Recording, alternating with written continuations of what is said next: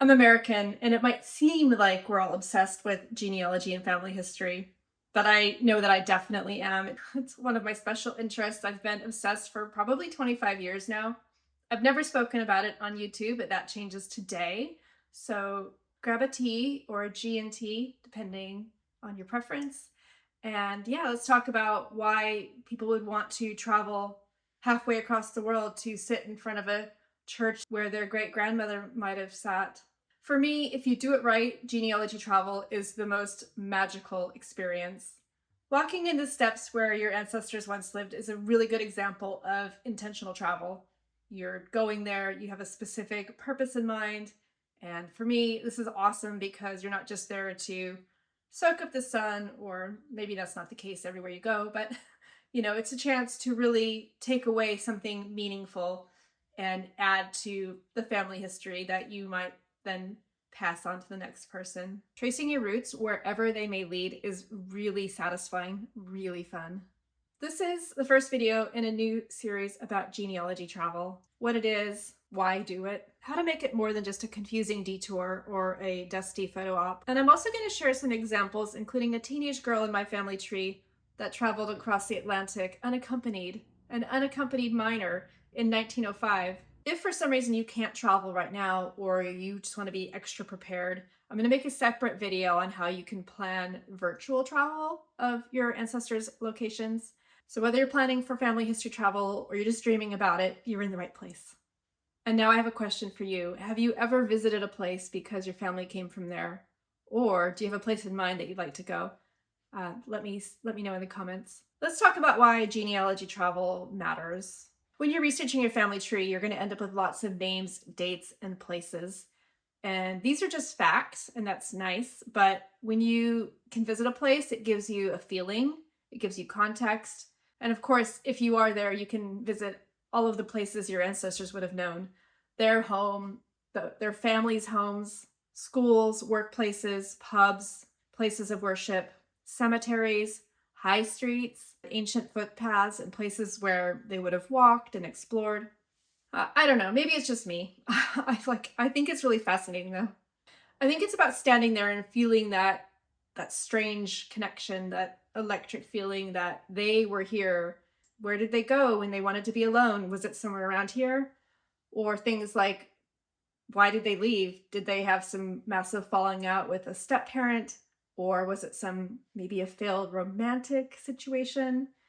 And these are all questions that we're probably not going to get answers to, but that just makes me want to try harder to find answers to the questions that can be answered. When ancestors are hard to trace, the next best thing is to turn to what you do know about the neighborhoods that they lived in, what were the major trades and industries. Those can be massive clues because people tended to migrate in clusters or in patterns.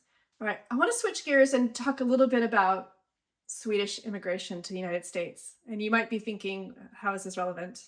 Well, most people think they'd only travel to England if maybe they had an ancestor that was from here, or they had an ancestor who traveled here. It turns out tons of Scandinavians immigrated to North America through ports in England and Scotland. So quick story time. This is Alma. She's my great-grandmother. When she was 21, she left Sweden with 3 friends. They were all similar age. They were all going to North America. So the route, they went from Göteborg or Gothenburg to Grimsby. And then they took the train to Southampton, and then they sailed to New York. Less than 4 years after she arrived in the United States, she was married to my great-grandfather, who was also a Swedish immigrant. 5 years after they get married, my great-grandfather's youngest sister, Gerda, decides that she's moving to the United States also. And she's the one who's 15 years old, traveling by herself, which is wild. Her route was Göteborg to Grimsby also, and then train to Glasgow, and then sailing across the Atlantic to New York. And we can see here that her brother paid for the ticket. And this column here talks about how much money they had with them, and they noted down if it was less than $50. And my poor great aunt only had $10. I only have one photograph of Gerda, but I have tons of information about her life because she led quite an interesting life. In fact, she crossed the Atlantic at least 5 more times. And if anyone wants to hazard a guess about what she was doing that let her travel so much, then let me know. I just wanted to share that England and Scotland were a crossroads, especially for people traveling from Scandinavia over to United States. Let's go back to why visit in person. I already mentioned some of the feelings and the questions that it raises, but I think the main thing to point out is that it allows you to visit archives and libraries that you wouldn't, obviously, they have records that you wouldn't be able to get otherwise. There's many examples of records that aren't digitized. When I first started doing a lot of genealogy, hardly anything was digitized unless you count microfilm and microfiche, but you still had to travel to get to see them. And nowadays, because of familysearch.org and the many subscription databases, you can access lots and lots of records, but it's still not the complete story. I'm going to talk about England simply because that's the country I'm the most familiar with, but certainly things like poor law records and parish record books, not parish registers recording baptisms and burials and things like that, but parish record book where it's like handwritten, bit gossipy. It's really fascinating.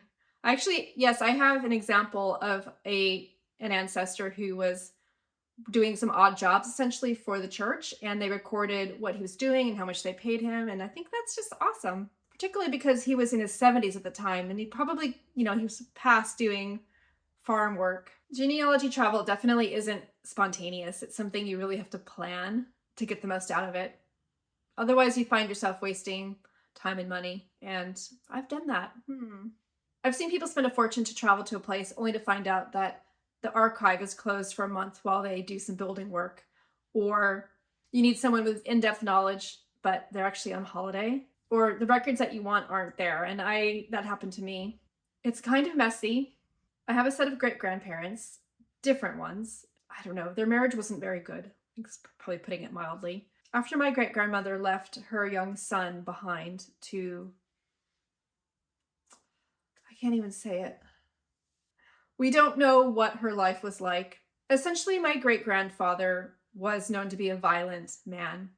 She says that he was hitting her. So I'm going to take that at face value. She met somebody else and she left. And my grandfather, their only child, was left with various relatives. My great-grandfather said that he wanted to see his son. So he sent his railway pass to my great-grandmother's sister, who was looking after this little boy, who was about 4 at the time. She traveled, across 2 provinces for them to see each other. And then she traveled back, and she was meant to return his pass to him. She didn't do it. So that's when my great-grandfather started sending threatening letters. My great-grandmother's sister contacted the police, and then they found my great-grandfather in the same province as her now. She took him to court. However, he was acquitted.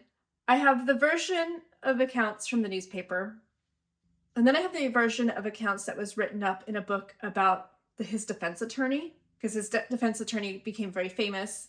The book doesn't paint my great-aunt in the best of light, and I'm just curious what the actual court documents say. This is a long-winded way of saying I traveled to Regina in Saskatchewan to the provincial archives, and they said, we don't have those records. And I said, but you do. What had happened is I had emailed them and I didn't hear back. I guess I was just too busy planning other things. And then when I got there, they said, well, you should have called us. Like, oh, well, I didn't even think that I should. I didn't think that was a possibility, but now I know. The upshot is they did their best. I would give them credit. They phoned the Saskatoon courthouse, and Saskatoon courthouse says they don't have it either. So I'm not sure where this court record is. I'm hoping it's going to turn up, but now I'm starting to think these guys who wrote this book about the prosecutor, maybe somehow they have the original records and one of them's dead now. I don't know what to do. What do I do? I really want to find out the truth. So having a good plan means less faff and less money wasted.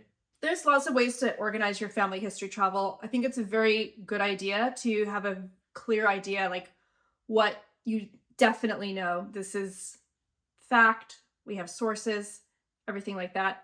And then everything you think maybe it's a family rumor, or you read a letter and it's like, oh, it sounds like this is what's going on. And then you have a column of like, this is what we definitely don't know. These are the knowledge gaps. And having the facts laid out in those three columns is really helpful, because then you can plan how you'd organize your time. And then the next thing to find out is where you need to go to fill in those gaps. If it's online, awesome, that's great. But sometimes it's going to be someplace in person in the country of origin. Definitely plan to do the research up front and then spend the latter part of the trip exploring. And of course, if you're covering lots of ground, then you kind of have to do like mini, like, well, day one, we're researching, day two, we're exploring, and then you move on to the next location. But if you can, I would definitely leave some contingency in there, because you might find something really, really interesting, or you run out of time on the day and you need to come back the next day. So there's lots of scenarios where you don't want to have your time too tightly scheduled. I actually did do a genealogy trip to Sweden. It's been many years now, over 10 years, but on one of the contingency days, we were exploring Varberg, which is on the coast. And I remember walking towards this massive stone fort and realizing that it's actually basically the county historical museum. Wait, hold on, let me look at my notes. The Halland Museum of Cultural History. And guess what? They had microfilmed records of births, marriages, and deaths. So I actually got to add another generation that day. One of the other things is figuring out the transportation and the logistics. Some of my most magical visits have been to farms in Iowa and seeing original buildings, also in Sweden, yeah, and definitely in Yorkshire. In Iowa, the home was barely standing. It was practically abandoned. I had to get the landowner's permission to go over there, and I remember stealing a little like nail from the building, and I should try to figure it out on Google Maps. I bet there's even less of it now, unless if it's not just been completely torn down. It was uninhabitable when I was there. Yeah, definitely seen old farmhouses and old farm buildings in West Yorkshire. I haven't been brave enough to knock on the door, but yeah, that would be cool. So this type of thing, genealogy and travel, is exactly what I help people with. Whether you're planning an actual trip and need help with the itinerary, or if you want a video tour of places, let me know. That's exactly the sort of thing I help people with. Well, I'll pin a comment so you can see what I'm talking about. Basically, I want to say you don't have to be a seasoned genealogist or a seasoned traveler to get a lot out of family history research. Travel, lean into the curiosity. If you're thinking, this sounds great, but I can't travel right now, that's fine. I got you. We're going to talk about planning a virtual trip in the next video. In the meantime, if you do have any family history travel plans, let me know in the comments. I'd be curious. I'm nosy.